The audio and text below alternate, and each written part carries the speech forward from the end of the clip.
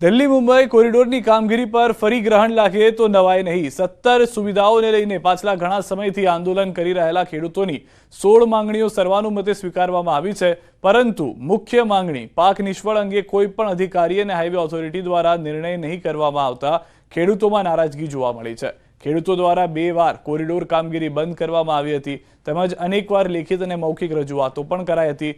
ત્રીજી વાર સર્વે બાદ પ્રાંત અધિકારી દ્વારા સંકલન અધિકારી સાથે ખેડૂતોની મીટિંગ યોજાઈ હતી। આજે મીટિંગમાં ખેડૂતોએ બુધવાર સુધીનો સમય વધારવામાં આવ્યો છે।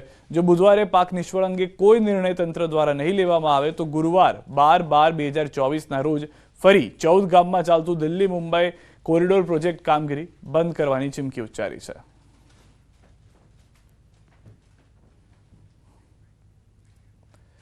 અરવલ્લીના શામળપુરમાં ખેડૂતોને ખાતર ન મળતા થઈ રહી છે હાલાકી। માંગ કર્યા છતાં પણ છેલ્લા 1.5 મહિનાથી યુરિયા ખાતર ન મળતા પાક નુકસાની જવાની ભીતિ છે। યુરિયા ખાતરની અછત વચ્ચે નાણાં આપી મળતિયાઓને ખાતર ભરેલી ગાડીઓ આપી દેવાતી હોવાનો ખેડૂતો આક્ષેપ કરી રહ્યા છે। વહેલી તકે ખાતર નહીં મળે તો ખેડૂતો વિરોધ પ્રદર્શન કરશે તેવી ચીમકી। યુરિયા કોની પણ એક પણ ગાડી નથી આવી, ઇફકો વાળાની પણ કોઈ પણ ગાડી નથી આવી। અમારા બીએલઓ બધા મોકલેલી છે, અમે ડ્રાફ્ટ કાઢેલા છે। આ લોકો દબાઈ રાખે છે। મંડળીઓમાં પ્રાઇવેટ વાળાઓને ખાતર આપી દે છે 5-5 હજાર રૂપિયા લઈને, પ્રાઇવેટ વાળાને 5-5 હજાર લઈને ગાડીઓ આપે છે, મંડળીઓને ખાતર આપતા નથી। હાલ મારે યુરિયાની જરૂર છે સાહેબ। યુરિયા દરેક દુકાને અમે 5-5, 10-10 કિલોમીટર ફર્યા છીએ, અમને યુરિયા કોઈ જગ્યાએ મળતું નથી। મળે તો એક બેગ પસવારી અમારે 150-200 રૂપિયાનું અધર ખાતર લઈ અને યુરિયા લેવી પડે એવી પરિસ્થિતિનું નિર્માણ થયું છે। હાલ ખેડૂતની કોઈ એવી પરિસ્થિતિ જ નથી કે આવી 10-10 બેગો બિનજરૂરી વળગાડવામાં આવે। જો ખાતર હવે યુરિયા નહીં મળે તો અમારો પાક નિષ્ફળ જશે। એનું બાંયધરી કોણ લેશે અને અમને પુરવઠો કોણ પૂરો પાડશે? અમારી 2-3 મહિનાથી માગણી છે ખાતરની, પણ બિલકુલ ખાતર મળતું નથી। ભિલોડાના શામળાજી પાસે આવેલા શામળપુર ગામમાં ખેડૂતોનો વિરોધ ઉગ્ર જોવા મળ્યો છે। ખાસ કરીને જે યુરિયા ખાતરની અછત છે તેના કારણે ખેડૂતો એકઠા થઈને વિરોધ દર્શાવે છે। જે પ્રકારે અછત જોવા મળી ત્યારે ગંભીર આક્ષેપો સરકાર અને ગુજકો માસો સામે કરવામાં આવે છે। સેવામળીના જે ચેરમેન હોય અથવા જે ખેડૂતો છે તેમના દ્વારા કહેવામાં આવી રહ્યું છે કે માત્ર ને માત્ર રૂપિયા લઈ અને જે મદતિયાઓ છે તેમને ખાતર આપવામાં આવે છે। પહેલાં ડીએપી ના મળ્યું, હવે યુરિયા ખાતર નહીં મળવાના કારણે છેલ્લા 1.5 મહિનાથી ખેડૂતો ખાતર વગર રજડી રહ્યા છે। જે પોતાની જે ખેતી છે એ ખેતી પણ જાણે કે બગડી રહી છે। સાથે જ તેઓ જણાવી રહ્યા છે કે જો આ જ પ્રકારની સ્થિતિ રહી તો આગામી સમયમાં ખેડૂત ખેતી નહીં કરી શકે। હાર્દિક પટેલ, ન્યૂઝ 18 ગુજરાતી, શામળપુર, અરવલ્લી। આ તરફ દેવભૂમિ દ્વારકા જિલ્લાના જામખંભાળિયાના ભીંડા ગામે પીજીવીસીએલની ટીમ વીજ ચેકિંગ કરવા પહોંચી હતી, જ્યાં ટીમને કડવો અનુભવ થયો। ચેકિંગ કરવા ગયેલી ટીમનો ગામ લોકોએ ભેગા થઈને ઉધડો લીધો હતો। ગામ લોકોએ કહ્યું કે અહીં રિપેરિંગ કરવા પણ કોઈ પીજીવીસીએલના માણસો આવતા નથી, તો વીજ ચેકિંગ માટે કેમ આવો છો તેમ કહી ઉધડો લીધો હતો। પીજીવીસીએલની ટીમ તેમજ ગામ લોકો વચ્ચે થયેલ વાતચીતનો વિડીયો વાયરલ થયો છે।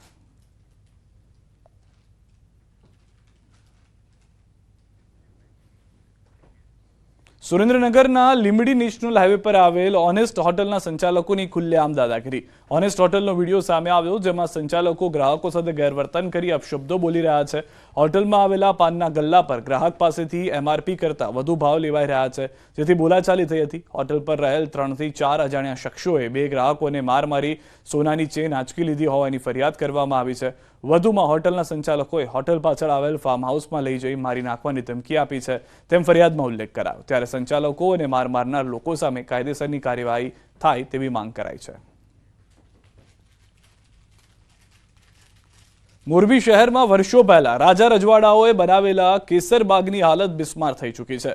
બગીચાઓમાં રમતગમતના સાધનો ના બેસવાની જગ્યા વ્યવસ્થિત પણ જોવા નથી મળતી। ઓવરબ્રિજ બનાવવા માટે જમીન કપાતા થતા રાઇડ્સ રાખવાની જગ્યા કપાઈ ગઈ છે। બાળકોને રમવાના સાધનો ભંગારની જેમ ઢગલો કરીને ખૂણામાં મૂકી દેવાય છે।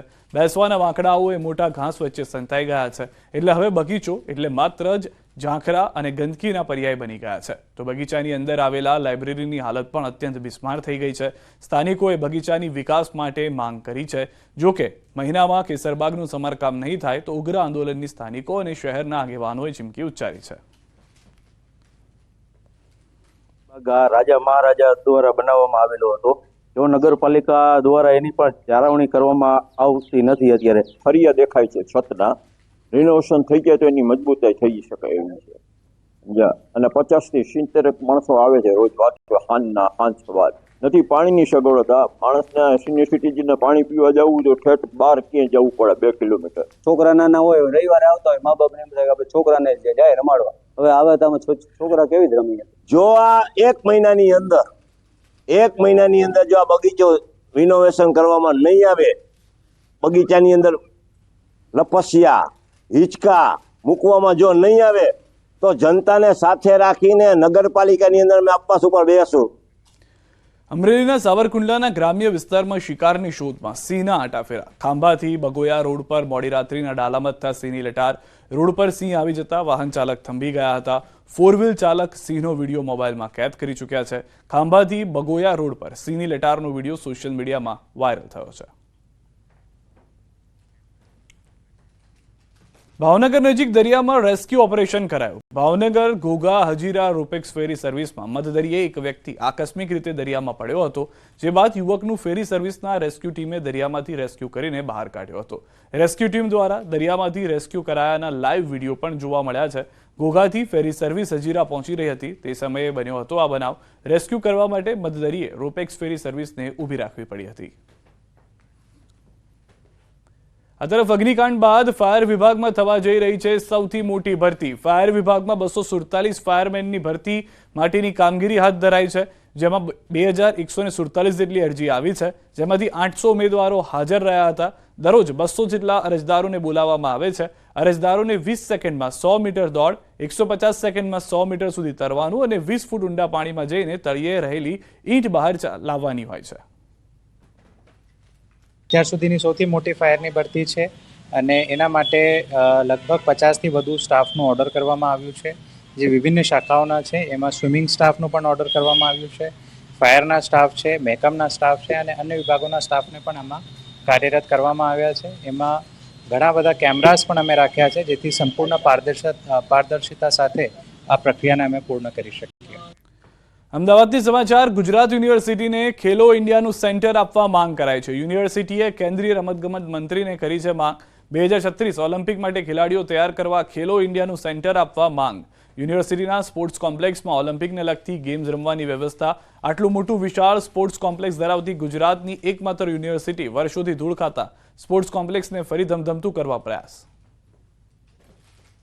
વર્ષ 2036માં યોજાનાર ઓલિમ્પિક ગેમ્સ જે છે તે અમદાવાદમાં યોજાય તે પ્રકારના પ્રયાસ જે છે તે કેન્દ્ર સરકારે અત્યારથી જ શરૂ કરી દીધા છે. ત્યારે બીજી તરફ ગુજરાત યુનિવર્સિટીએ પણ પોતાનું આ સ્પોર્ટ્સ કોમ્પ્લેક્સ જે છે તેને ફરી જીવંત કરવાના પ્રયાસ જે છે તે અત્યારથી કરી દીધા છે. ગુજરાત યુનિવર્સિટીએ પોતાનું આ સ્પોર્ટ્સ કોમ્પ્લેક્સ જે છે કે ત્યાં ખેલો ઇન્ડિયાનું સેન્ટર બને તે પ્રકારના પ્રયાસ શરૂ કર્યા છે અને તે માટે કેન્દ્રીય રમતગમત મંત્રીને આ માંગ કરવામાં આવી છે કે ખેલો ઇન્ડિયાનું સેન્ટર અહીંયા આપવામાં આવે. અહીંયા જે સ્પોર્ટ્સ કોમ્પ્લેક્સ છે ત્યાં ઓલિમ્પિક્સને લગતી જે તમામ રમતો જે છે તે દોડની રમત હોય કે પછી ઊંચી કૂદ હોય, લાંબી કૂદ હોય, બરછી ફેંક હોય, ભાલા ફેંક હોય, આ તમામ પ્રકારની જે ઓલિમ્પિક્સને લગતી રમતો જે છે તે અહીંયા ખેલાડીઓને જે છે તે રમવાની સુવિધા થઈ શકે તેમ છે. ખેલાડીઓ અહીંયા તૈયાર થઈ શકે તેમ છે અને તેને લઈને ખેલો ઇન્ડિયાનું સેન્ટર જો અહીંયા આપવામાં આવે તો 2036માં જે ઓલિમ્પિક્સ જે અમદાવાદમાં યોજવાના જે પ્રયાસ થઈ રહ્યા છે તેમાં ખેલાડીઓ તૈયાર થઈ શકે તે પ્રકારની વ્યવસ્થા અહીંયા તૈયાર થાય તેવી તૈયારી જે છે તે ગુજરાત યુનિવર્સિટીએ કરી છે અને તેને લઈને કેન્દ્રીય રમતગમત મંત્રી સામે આ ખેલો ઇન્ડિયાનું સેન્ટર અહીંયા આપવામાં આવે તેવી માંગ કરવામાં આવી છે.